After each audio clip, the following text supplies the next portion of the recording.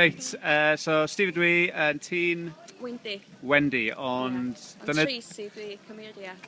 Tracy di cymeriad. A beth mae Tracy di wneud yn y sioe hynny?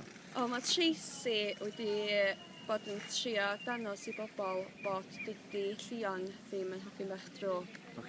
Bod o'n hogyn bach annol. Ond dwi'n meddwl bod Tracy am bod hi'n gymorthu ddysgol. Mae wedi bod yn eis blynyddoedd a mae wedi bod yn tynnu... Mae'n cymryd y plant i gyd, efo ei plant i lle. Cool. Ti'n actores proffesiynol? Na do. Tro cynta actor? Ie. Okay, cool. A sut mae'r profiad actio? Mae'n brofiad anhygoel, mae'n brofiad gwahanol. Mae'n brofiad...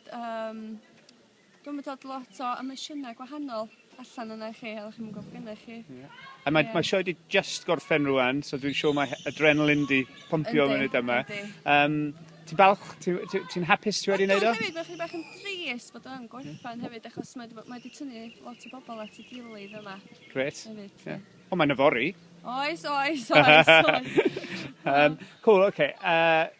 So, ti'n gweithio ar rhywun arall yn y teulu hefyd, neu? Mae'r mab wedi bod yn gwneud sgwtio yn y skatepark, lle, yn un o'r scenes gynta, a mae'r faich wedi bod yn marsialio.